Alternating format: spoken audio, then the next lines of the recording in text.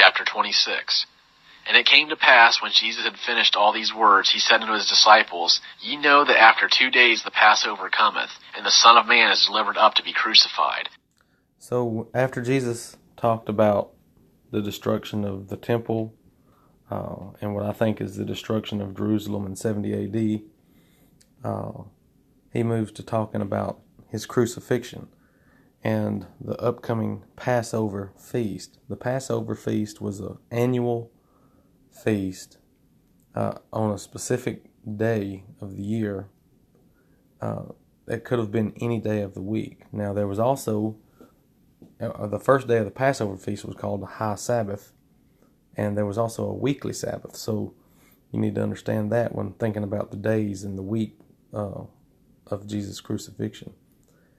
So the first day of the Passover feast would have been Friday, which would have been a high Sabbath, and the very next day would have been Saturday, which is the weekly Sabbath. So there were 2 Sabbath days back to back, Friday and Saturday. And the 2 preparation days were Thursday and Friday for each of those Sabbath days. Then were gathered together the chief priests and the elders of the people unto the court of the high priest, who was called Caiaphas. And they took counsel together that they might take Jesus by subtlety and kill him. But they said, Not during the feast, lest a tumult arise among people. So the high priest, Caiaphas, and the Jewish leaders conspired to kill Jesus. And they knew there was a high feast day coming up, and they wanted to do it not during the feast, so they tried to do it before then, or I guess they would have been happy to do it after then. They just didn't want to do it during the feast. But if they were going to do it before then, they had to move quickly, because there was only 2 days until the feast. Now when Jesus was in Bethany, in the house of Simon the leper, there came unto him a woman having an alabaster cruse of exceeding precious ointment, and she poured it upon his head as he sat at meat. But when the disciples saw it, they had indignation, saying, To what purpose is this waste? For this ointment might have been sold for much and given to the poor. And that really doesn't make sense to me, why they would be more concerned about wasting money at this point in time. But I think it's evidence of how humans have a tendency to think about spirit or physical things and not spiritual things. They were only thinking about the price of the ointment and not the spiritual elements of it. But Jesus, perceiving it, said unto them, Why trouble ye the woman? So it says Jesus perceiving it. So there again, I think that's an indication that Jesus knew the hearts and minds of those around him and not necessarily just heard what they said. For she hath wrought a good work upon me. For ye have the poor always with you, but me ye have not always. For in that she poured this... So this is interesting that Jesus puts himself above taking care of the poor, because taking care of the poor is a noble thing that Jesus actually places high priority on and high value on. But he says this is a rare occasion where you've got the Lord of Lords in your presence, and it's acceptable to recognize the fact that the Lord is in your presence, as opposed to only thinking about the poor. This ointment upon my body, she did it to prepare me for burial. Verily. So he's already talking about his crucifixion and his burial, so you think that everybody would understand what was about to happen. But I think there was still confusion about what the plan of God was, because I think the disciples probably at least had some idea that Jesus was going to be an earthly king, and that there would be a physical reign where he is the physical king on the throne. Verily I say unto you, wheresoever this gospel shall be preached in the whole world, that also which this woman hath done shall be spoken of for a memorial of her. Then one of the 12, who was... So I think some people have assumed this was Mary Magdalene or someone else maybe, but here, I don't know, maybe if the other Gospels say it, but since Jesus says this would be a memorial for her, and he doesn't even give her name, would make me think that we don't know the name of this woman who did this ointment. It's called Judas Iscariot, went unto the chief priests and said, What are you willing to give me, and I will deliver him unto you? And they weighed unto him 30 pieces of silver. And from that time he sought opportunity to deliver him unto them. Now we would have to pull together all the gospel accounts, but I think there's evidence that Judas did not intend to turn Jesus over with the purpose of him being crucified and killed, because later we know that when Judas found out that he was betrayed, or that Jesus was found guilty, then Judas went out and killed himself, and he threw the money back. We also know that in one of the gospel accounts, it says that Satan entered Judas from this point, and he sought opportunity to deliver him. So it's a good study. If you want to go into that, I would entertain it. Now on the first day of unleavened bread, the disciples came to Jesus, saying, Where wilt thou that we make ready for thee to eat the Passover? Now, the first day of unleavened bread, that could have been the day before the actual Passover, the first day of the Passover. Maybe the preparation day, which could have been Thursday. It gets a little confusing. But I'm going to place a link to another YouTube video that explains in detail the timeline of this week that I think is probably accurate. And he said, Go into the city to such a man, and say unto him, The teacher saith, My time is at hand. I keep the Passover at thy house with my disciples. And the disciples did as Jesus appointed them, and they made ready the Passover. Now when even was come, he was sitting at meat with the 12 disciples. And as they were eating, he said, Verily I say unto you, that one of you shall betray me.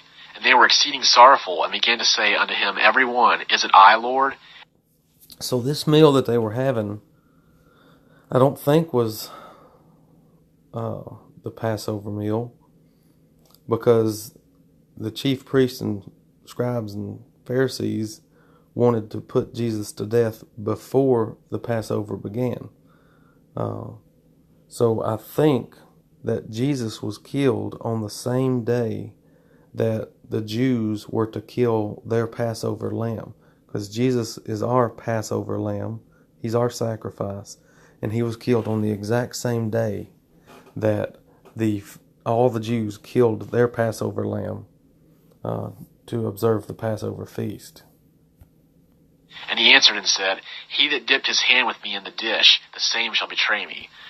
So that's pretty specific. Jesus knew exactly who was going to betray him, and it was Judas, and Judas was the one who had his hand in the dish with him. The Son of Man goeth, even as it is written of him, but woe unto that man through whom the Son of Man is betrayed. Good were it for that man if he had not been born. And Judas, who betrayed him, answered and said, Is it I, Rabbi? He saith unto him, Thou hast said. So Jesus pointed him out. Yes, he said, Is it me? Because my hand was in the dish with you. And Jesus said, Yes, it's you. And as they were eating, Jesus took bread and blessed and brake it, and he gave to the disciples and said, Take, eat, this is my body. So Jesus continues on as if nothing had just happened, as if he hadn't just specifically pointed out Judas as the one who was going to betray him. He's not upset about anything. Jesus knows what's coming. He knows what is written. He knows what's prophesied. He is the architect of the plan anyway. But after he points out Judas, he just blesses the bread and breaks it and gave it to the disciples and told them to eat. This is my body. And this would be the institution of what we call the Lord's Supper. And he took a cup and gave thanks, and gave to them, saying, Drink ye all of it, for this is my blood of the covenant, which is poured out for many unto remission of sins. So Jesus said, This is my blood, which is poured out for many, for the remission of sins. He doesn't say for all.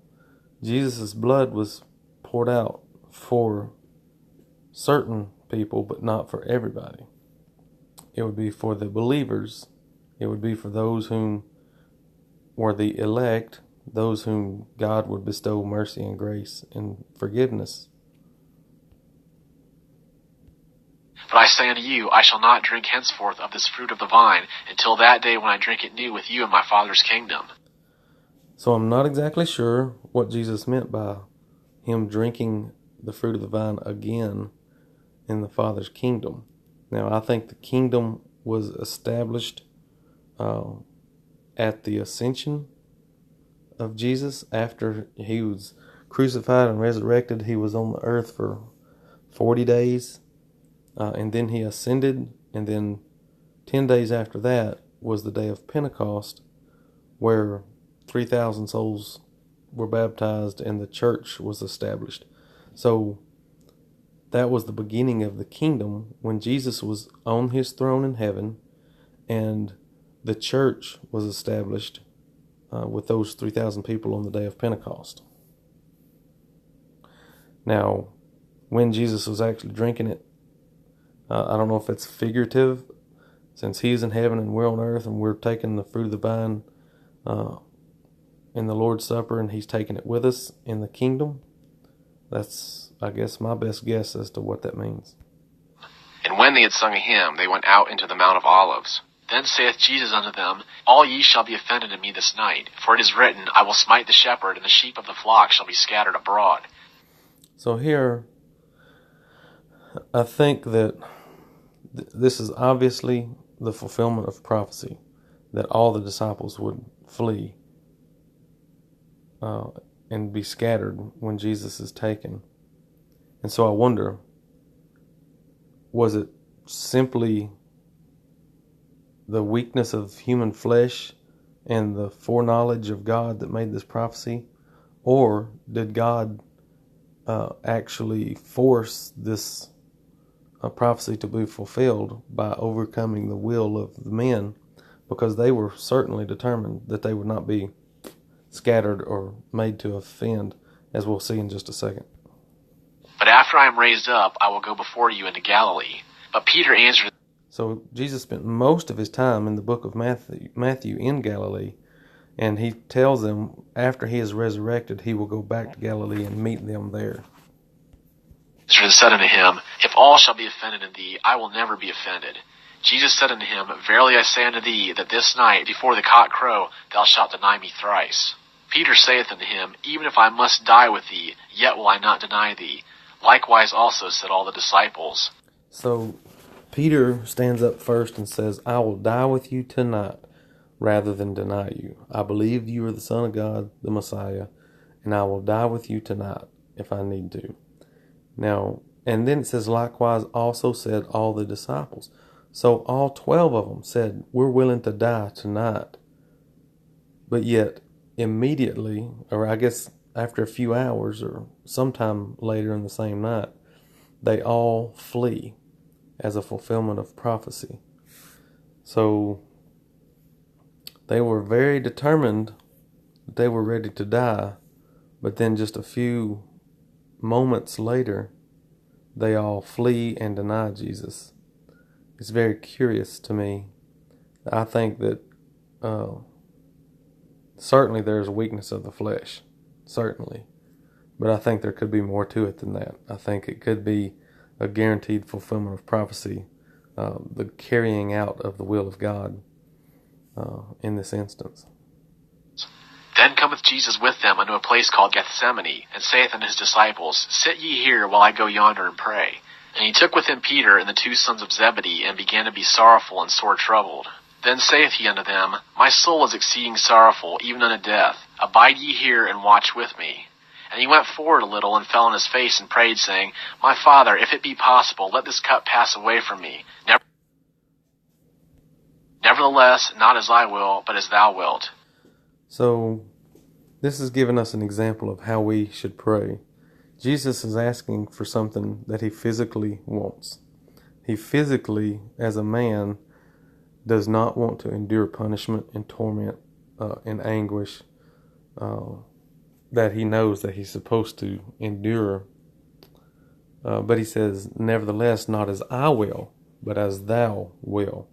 We need to stop asking for the things that we want, and we need to let God's will be done, and we need to pray that God's will be done, and we need to pray that our hearts and minds will be changed to accept and seek after the will of God. Now, it's also confusing to me that since Jesus knew this was coming, Jesus knew from the beginning this was the plan, that he was going to have to be crucified and killed and resurrected. For him to be sorrowful even unto death, exceedingly sorrowful even unto death, is a little bit surprising to me, but I think it's just demonstrating the fact that he was both God and man, that he had human emotions and human fears, while he also knew the will of God.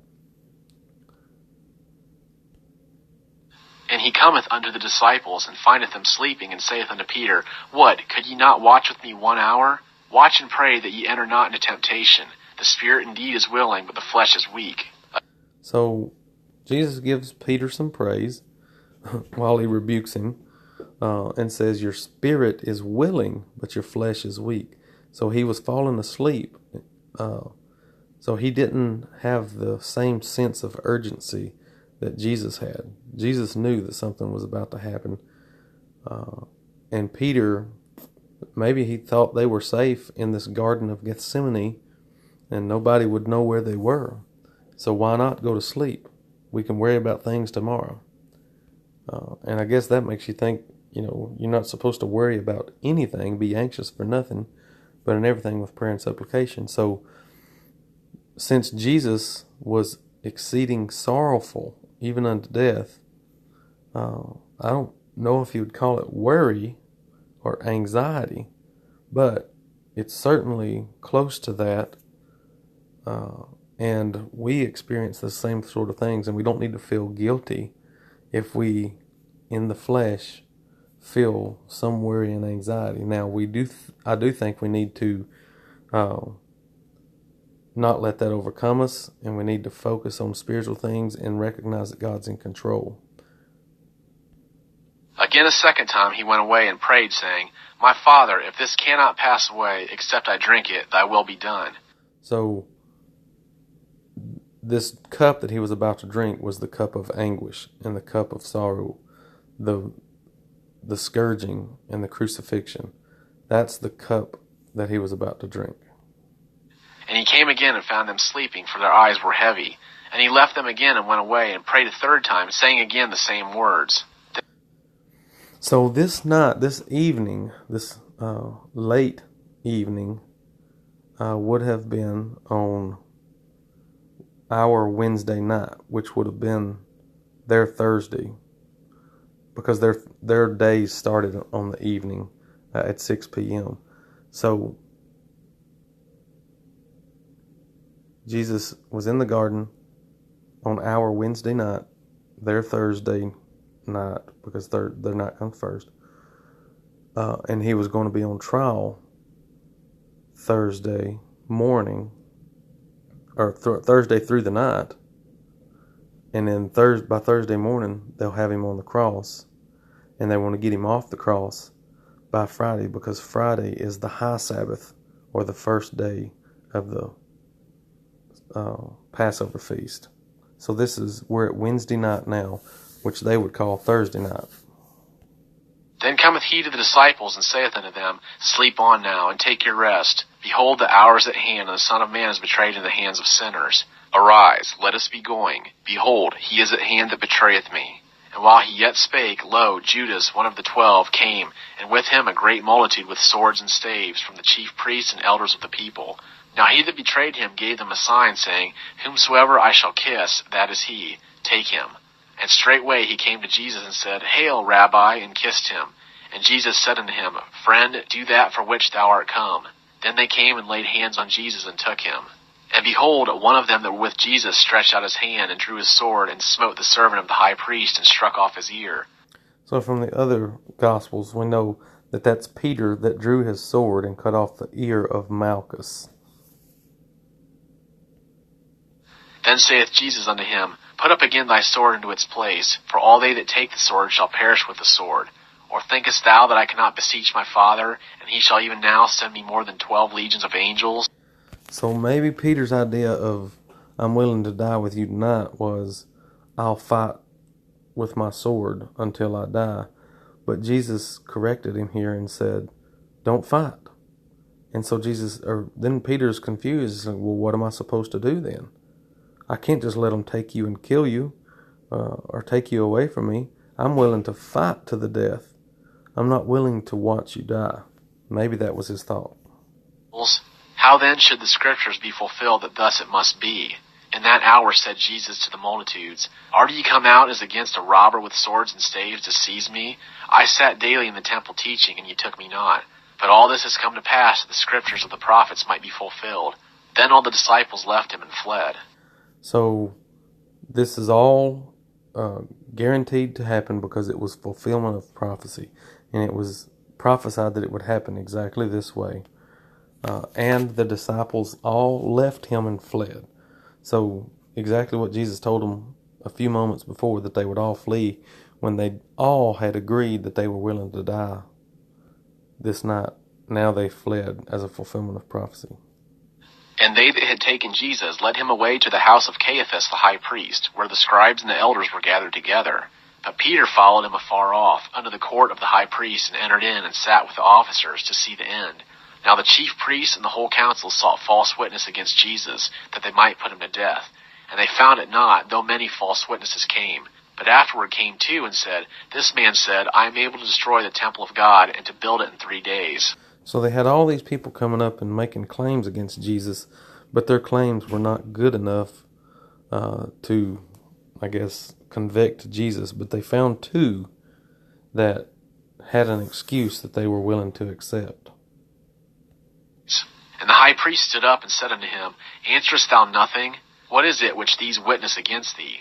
But Jesus held his peace. And the high priest said unto him, I adjure thee by the living God, that thou tell us whether thou art the Christ, the Son of God. Jesus saith unto him, Thou hast said.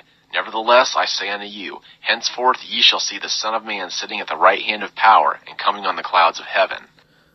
So Jesus admitted to Caiaphas the high priest that yes, he was the Son of God. He said, you said it, which means, I believe, yes, I am what you said. And then Jesus says, henceforth you shall see the Son of Man sitting at the right hand of power and coming on the clouds of heaven.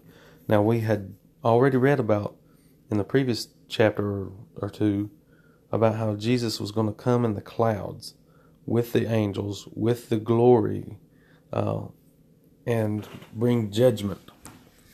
And I know I've been taught that this was something that's going to happen in our future. It's something that's never happened before. It's going to happen in our future when we look up and see Jesus riding on the clouds. But he tells Caiaphas that you will see me sitting at the right hand of power and coming on the clouds of heaven.